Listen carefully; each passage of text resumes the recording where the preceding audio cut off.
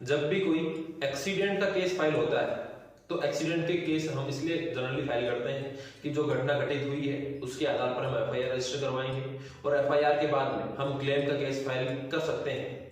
तो दोस्तों, जब भी हम क्लेम के केस के लिए जाएंगे तो वहां पर आपको ये प्रूव करना होगा कि जिस व्यक्ति के साथ में एक्सीडेंट हुआ है, फिर चाहे उसकी डेथ हुई हो या फिर केवल उसकी इंजरी आई हो, तो उसका जितना उसकी वार्षिक आय थी या फिर उसको कितना लॉस हुआ है, उसके आधार पर कोर्ट के द्वारा गणना करके और उस व्यक्ति की फैमिली को या फिर उस व्यक्ति को जो कंपनसेशन दिलवाया जाएगा।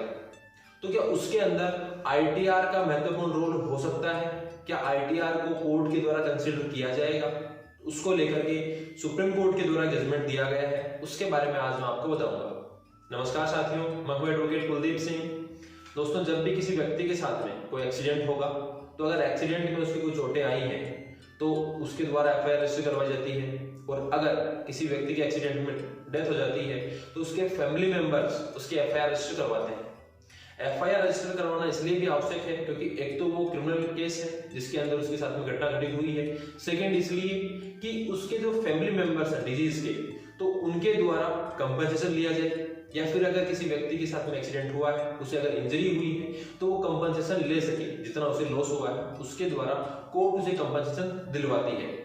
तो इसीलिए एफआईआर बहुत महत्वपूर्ण रोल रखती है कंपनसेशन के केसेस में, मींस एक्सीडेंट क्लेम के केसेस के लिए। अब यहाँ पर जब भी किसी व्यक्ति के साथ में अगर एक्सीडेंट हुआ और उस व्यक्ति का अगर देहांत हो जाता है तो फिर ऐसे में जब उसके फैमिली मेंबर्स के द्वारा एफआईआर रजिस्टर करवाई जाएगी। एफआईआर रजिस्टर करवाने के बाद में जब उसमें एफआईआर जो रजिस्टर हुई है उसमें पुलिस के द्वारा इन्वेस्टिगेशन की जाएगी और उसमें चार्जशीट फाइल की जाती है कोर्ट के सामने। चार्जशीट फाइल होने के बाद में कंपनसेशन का केस अलग से फाइल होता है। अब जब कंपनसेशन का केस फाइल किया जाएगा तो उस कोर्ट के द्वारा क्या जो आईटीआर फाइल की जाती थी डिजीज के द्वारा, मींस जिस व्यक्ति का देहांत हुआ है उसके द्वारा जो आईटीआर फाइल की जाती थी, तो उसको कंसीडर किया जाएगा।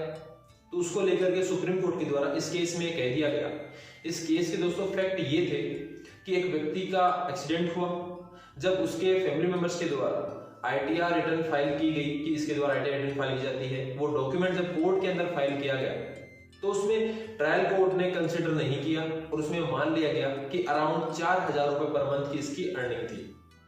उसके बाद में जब वो हाई कोर्ट के सामने गए तो हाई कोर्ट ने भी कंसीडर किया कि वो अराउंड 5,000 रुपए उसकी इनकम थी। लेकिन जब फाइनली ये केस सुप्रीम कोर्ट के सामने गया तो सुप्रीम कोर्ट ने कहा कि ये व्यक्ति आईटीआर रिटर्न फाइल करता था और आईटीआर के अंदर ये है कि ये व्यक्ति 9,855 रुपए अप्रोक्सीमेट इतनी इसकी इनकम थी पर मंथ की।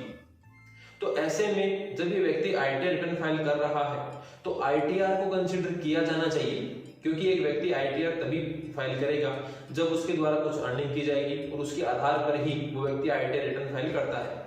तो आईटीआर को कंसीडर किया जाना चाहिए, जो कि ट्रायल कोर्ट और हाई कोर्ट के द्वारा नहीं किया गया तो वो गलत था। और सुप्रीम कोर्ट के द्वारा आईटीआर रिटर्न को कंसीडर किया गया और अराउंड 25 लाख रुपए का कंपनसेशन दिलवाया गया।